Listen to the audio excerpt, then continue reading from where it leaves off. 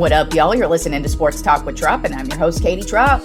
Well, how's your bracket doing? Mine is not too bad. One of my Final Four teams did get knocked out last night with Arizona losing to Duke. But I mean, I knew that one was a long shot. That was kind of my upset special pick because I don't really like to pick all number one teams to hit the Final Four. I always like to throw some rando team in there, and so that's kind of what I did with Arizona. So I'm not shocked that they lost to Duke.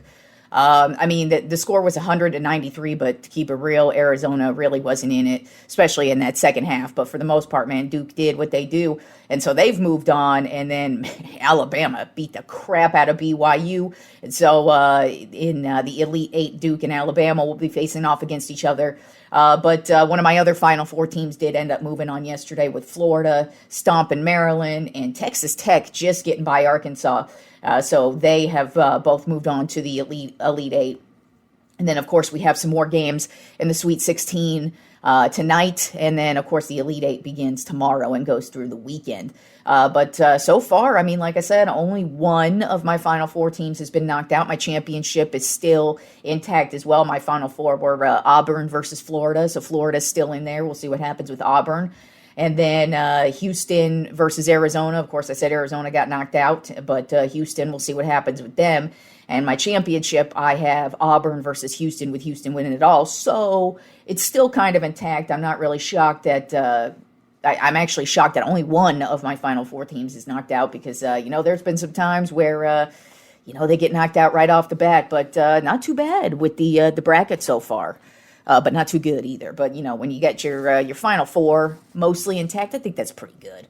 All right, so let's move on to the NBA. We are getting closer and closer to the NBA playoffs. So the regular season is starting to take shape with down the stretch here with the seeding. I mean, we know the Western Conference is really going to be convoluted these next couple of weeks because every win and every loss is going to matter for the seeding. And like I keep saying, you do not want to face this Golden State Warriors team. They've kind of cooled off just a bit.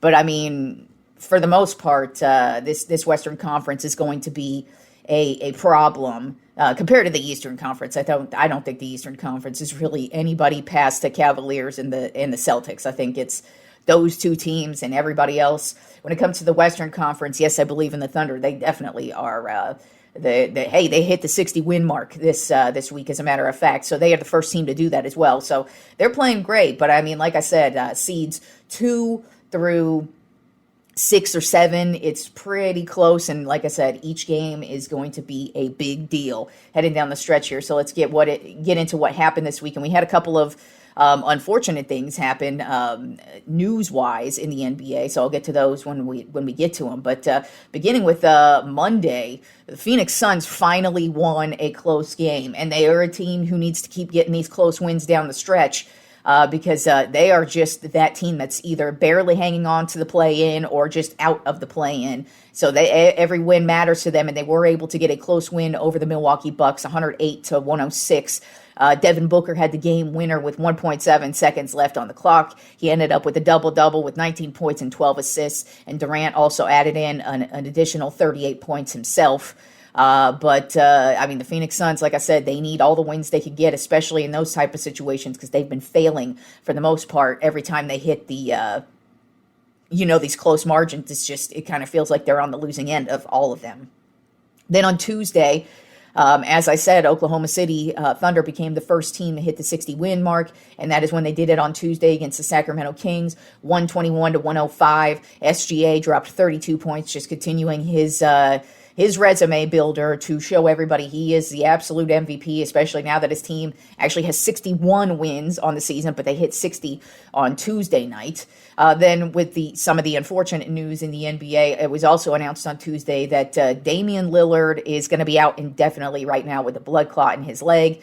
It doesn't look as bad as Wemby's. Wemby missed the rest of the season, whereas Dame, they said indefinitely. So who knows what that means? I think it's more of a we'll play it by ear. But, that's definitely not good news for the Milwaukee Bucks because they are in the thick of things in the playoffs in the Eastern Conference, and they cannot afford to lose Dame, but it looks like they have lost him for the foreseeable future, at least for now. Then on Wednesday, Nikola Jokic made his return from his, he had been out, I think, 5 games with an injury, and he came back with a vengeance, of course. This should come as no shock to you. He comes back from an injury and comes back with a triple-double. His first game back against the Milwaukee Bucks, so they've just had a terrible week. But Denver got the win 127-117. Jokic ended up with 39 points, 10 assists, and 10 rebounds, and absolute domination, and just exactly what Denver needs to get back on track for their playoff run. Then the Lakers played a crazy game against the Indiana Pacers. They got just a slight win, 120-119. LeBron had the game winner. As a matter of fact, Luka went up in the middle to try and hit the game winner, but it just kind of went up, rimmed out, and LeBron was right there, boxing out, and was able to just get the tip in right before the buzzer sounded. Crazy, but I mean, I've been noticing a trend with the Lakers, and that is they start out the first half really solid, but then that second half, they start to fall apart. And honestly, they were actually really shocked. It was shocking that they walked away with that win because it was really close there towards the end, just like they lost to the Bulls again last night in a game winner half-court shot. But in this one against the Pacers, LeBron ended up with 13 points and 13 rebounds. Luka had 34 points. Reeves had 24 points. One thing that's been bothering me lately with Reeves is he's been just reverting back to just tossing up the three-pointer rather than setting up plays. And he really has to stop that because that's actually been kind of costing us some of these second-half leads that we've built in the first half.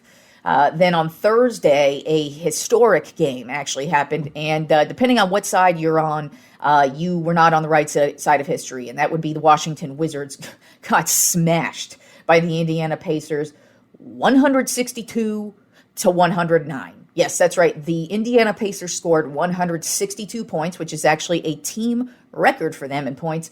And this game was so out of hand that they had over 80 points in the first half. And by that, that's not combined with both teams. I'm talking about the Indiana Pacers themselves had 80 points. I believe they had 83 points it was heading into halftime.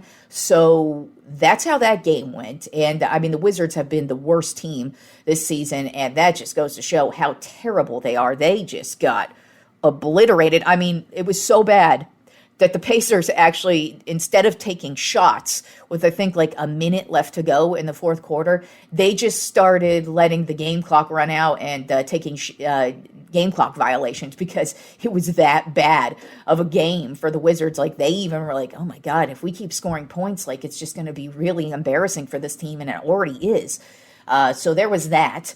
But in a very, very odd and shocking news, the Memphis Grizzlies just fired their coach, Taylor Jenkins. Like, just fired him right before I started recording the show. And the Memphis Grizzlies have been in the thick of things all season long. They've actually been one of the most consistent teams all season long. Their problem lately, I mean, honestly, their problem all season long when they have their slumps is just injuries. And I mean, you really can't do anything about that. That's just the name of the game, you know. But yeah, the Grizzlies fired their coach, so that should be an interesting thing that happened. I mean, with the playoffs literally right around the corner. But speaking of playoffs, let's go ahead and give a rundown of how the playoff picture is looking right now. So turning to the Western Conference, the extremely competitive conference. I mean, the obvious number one overall seed by a mile is the Oklahoma City Thunder. They will not be losing that number one seed status, by the way, with their 61-12 record, because the Rockets are the number two seed right now, and their record is 48-26. So yeah, there is no way in hell any of these other teams are going to catch up to the Thunder. So the Thunder are solid in not only their Western Conference domination, but they keep it up at this pace. Cavaliers have kind of been on a tiny bit of a losing streak here, but it looks like the Thunder are probably going to end up with overall home court advantage if they end up getting all the way to the NBA Finals. But they have their grip on the Western Conference. And so, like I said, the number two seed is the Houston Rockets right now. The number 3 seed is the Denver Nuggets. Number 4 seed, the Los Angeles Lakers. Number 5 seed, the Memphis Grizzlies. And the number 6 seed, the Los Angeles Clippers. With the play-in side of things, the number 7 seed right now is the Golden State Warriors. The number 8 seed is the Minnesota Timberwolves. Number 9 seed is the Sacramento Kings. And the number 10 seed right now is the Dallas Mavericks, who did get Anthony Davis back this past week, and he's looked pretty solid. Don't know if that matters right now at this point. They are just in the play-in, but It's nice to see him not only back out on the court, but actually playing well also. Then in the Eastern Conference side of things, the number 1 overall seed remains the Cleveland Cavaliers. Number 2 is the Boston Celtics. Number 3, the New York Knicks. Number 4, the Indiana Pacers. Number 5, the Detroit Pistons. And number 6, the Milwaukee Bucks. On the play-in side of things, the number 7 seed is the Atlanta Hawks. Number 8, the Orlando Magic. Number 9, the Chicago Bulls. And number 10, the Miami Heat. So, like I said, only a couple more weeks until the play-in begins. But this is... the down to the nitty-gritty for some of these teams, which is why it's just so odd that Memphis literally fired their coach today. And it kind of feels like they've liked him the last couple of seasons, but obviously they did not. If they shit-canned him right before the playoffs with 2 weeks left to go in the regular season, just very, very odd move from a team. And I don't think that's going to help you potentially win a championship here, but who knows? We'll see. We did have a couple of free agency signings in the NFL. Not a lot of earth-shattering stuff, but Russell Wilson, he's been kind of just getting thrown around from team to team over the last couple of years, and now he has made his way to the New York Giants this year. As a Cowboys fan, I am thrilled with this because, Russell Wilson absolutely on the downside of his career, and just he's not what he used to be. So this should be a very long season for Russell Wilson because they have a terrible offensive line. I mean, obviously they can make some moves, but I don't think this is going to be a good move for either of them. But hey, have fun with that one. And then Stephon Diggs, a wide receiver, he ended up signing with the New England Patriots. Now I think that's a good move for the Patriots. I don't know if that's a good move for him, but he's getting paid, so that's good for him. But those were the two probably biggest moves in NFL free agency that happened over the week.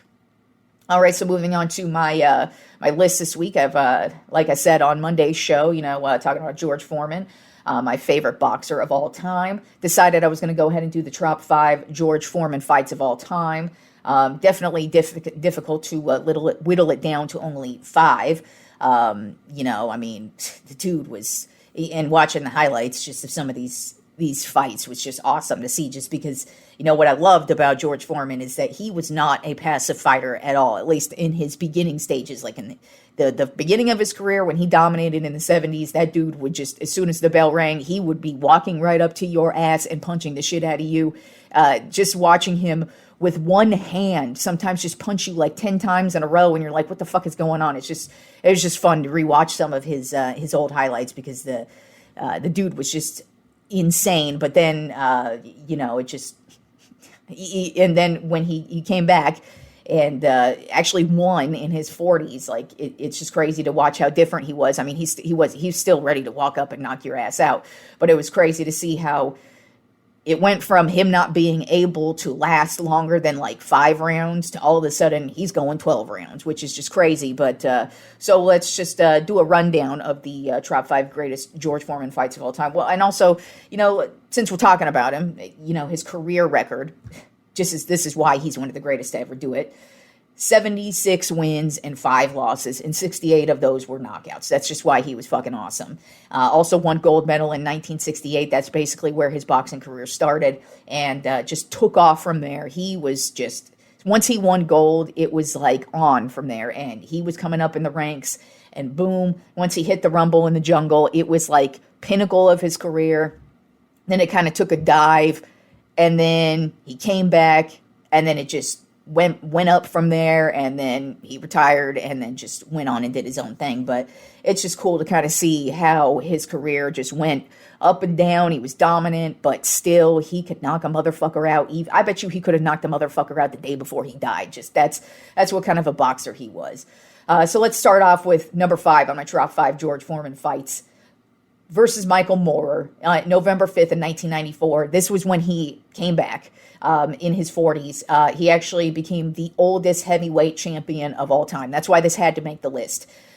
He was 45 years old when he fought and when he won. Michael Moorer was not a weak opponent either. He was undefeated at the time. He was the heavyweight champ, so this was for the belt.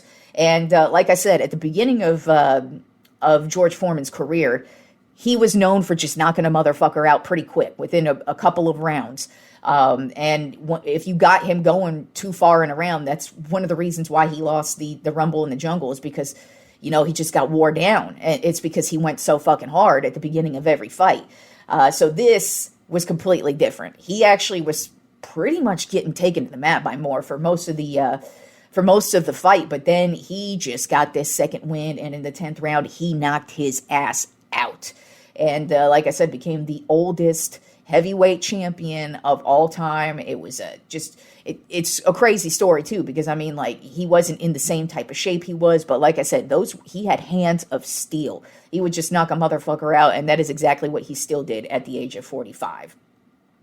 Then at number 4 on my top 5, George Foreman Fights versus Ron Lyle, January 24th of 1976.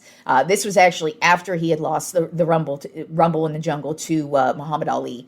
And so this was probably one of the best fights he had after that, because he kind of slumped after that. The Rumble in the Jungle took a lot of his confidence. That's why he ended up retiring, just because it kind of just took the wind out of his sails, probably just made him rethink things in life. But this fight against Lyle is one of the craziest fist fights you will ever see. Both of these guys, they are delivering blows, taking blows, and it is just crazy to see both of them. Both of these guys are just annihilating the shit out of each other, and you cannot believe it. Like, there's one round where you're like, holy shit, George Foreman's losing, holy shit, Lyle's losing, one guy's falling down, then the other guy's falling down, and then the other one's in the corner, barely standing up. Like, it is just a crazy back and forth. You want to see some just amazing, boom, pound for pound, beating the crap out of each other. Watch this one between George Foreman and Ron Lyle. They just obliterate the crap out of each other until finally in the 5th round, it kind of looks like Foreman is just losing it. It looks like he is about to just, neither one of these guys is able to stand really at this point. They are so beaten up. They are so exhausted at this point. And finally, Foreman just gets this last wind, gets him in the corner, and just starts pummeling the crap out of him until Lyle finally falls down and he gets the 5th round knockout. But, I kid you not. You want to go watch just a straight-up slugfest. George Foreman versus Ron Lyle, straight-up slugfest. Then number 3 on my top 5 George Foreman Fights. I had to put this on here because it is my favorite fight of all time. I've mentioned it on many occasions. Even though he lost this one, it doesn't matter. It is the greatest boxing fight you will ever see, and that is the Rumble in the Jungle versus Muhammad Ali, October 30th of 1974. The famous rope-a-dope by Muhammad Ali, and when you watch it, you see he knew exactly what he had to do, because this was pretty much the downside of Ali's career. He still was great. Obviously, he won this one, but he wasn't the same as he used to be. Whereas Foreman's coming in hot. He was the heavy favorite in this one, and he was the dude at the time. He was the dude, and he was beating the crap out of everybody. He was pummeling everybody. As a matter of fact, the 2 fights before this one are the top 2, just so y'all know. So if you are a boxing fan, you already know what my top 2 are. They are the greatest George Foreman fights ever. But this one, the thing is, you could tell Ali must have had some type of thinking where he's like, this dude wears out real quick, because Foreman's trying to just go for the straight up knockout. And when you do that, that's going to cost you if you end up going in deeper rounds, because you just start wearing yourself out. And that is exactly what the rope-a-dope was. Basically what was going on is every time Foreman would get some nice body shots in on Ali, he's doing the rope-a-dope. He's taking all it's just the way it was working. It just was taking all the wind out of Foreman's sails. He's getting exhausted. He's wearing down each and every round, and you could see it. And, at first you're looking, I remember watching this. I'm like, how does Foreman lose this one? Because Foreman comes right out the gate like he always does. He's getting some good licks in, but then you could just see the rope-a-dope starts playing a role as they keep going on. And, Ali's just getting some really nice shots in, and he's really starting to fuck with Foreman. They get to the 8th round, and it is on. And Muhammad Ali just gets this second wind. He could tell Foreman is gassed, and he just pummels the crap out of Foreman and knocks his ass out in the 8th round. Like I said, it's a loss for Foreman, but still, it's the greatest fight, and I had to put it in there because it's just the greatest fight ever. So it had to go in there.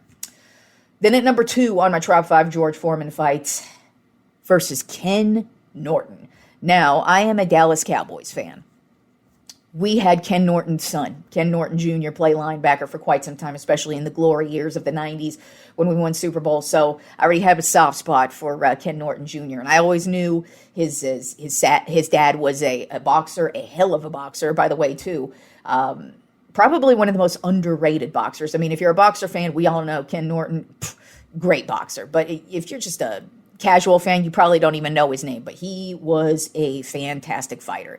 And he had a very weird style of fighting, but man, he was a excellent fighter. And so George Foreman's coming into this one, defending his heavyweight title on March 26th of 1974. And, like I said, Norton, good ass fighter. Well, Foreman, no, not against George Foreman in this one. George Foreman pummeled the crap out of him and ended up getting the second round TKO in this one. And it was just straight up domination by Foreman. And it's just the epitome of what was so great about him. Because like I said, he would come right out the gate and just go right at you. He was not passive at all in his fighting skills. It was, because sometimes you'll be watching a fight and and it's like the other one's just waiting for the other one to make a move so the other one can counter with something else.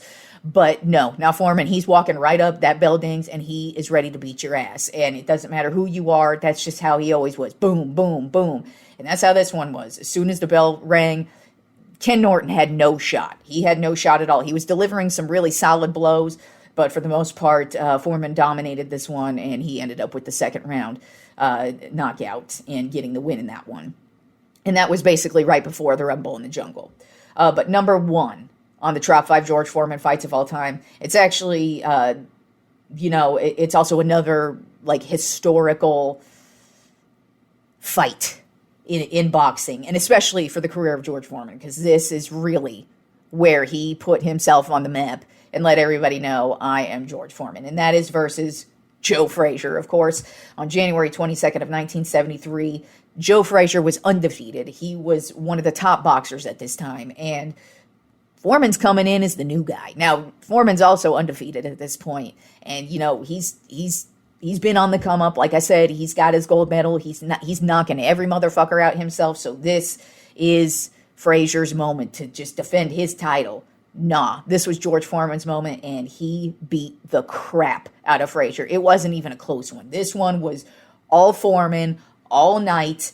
And it was, like I said, the defining moment of his career. He became the heavyweight champ. And not only is it a defining moment for his career, but it's also one of those huge sports moments that you've probably heard where the announcers, down goes Frazier, down goes Frazier. I mean, that's just a historic moment in boxing. Everybody remembers it if you watched it. If you know anything about boxing, down goes Frazier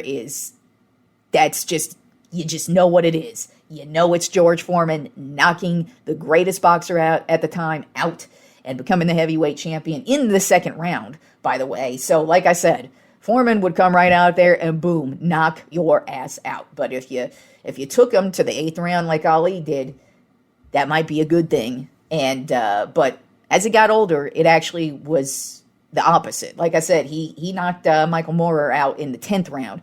There was actually a couple other fights he made it the whole 12 rounds, and he wasn't known for that when he first started out. So it's really cool to see that he actually just reflected on his boxing career and was like, you know what, this is what I could do to improve, and he did it. And just an excellent career from George Foreman, and the boxing world is missing a legend, but he gave us some great memories. And like I said, if you have never seen any George Foreman fights, not only watch the Rumble in the Jungle, because that's just the greatest fight ever, but if you just want a quick one, because the Ron Lyle one I think was a 25-minute long fight, go watch that one, because that was just boom, pound for pound, ass beating. And it's crazy to see these two guys could barely stand, but yet they were still delivering blows like no other. And that's what is so great about boxing. All right, y'all, enjoy the weekend of sports, and I will talk to you fools on Monday.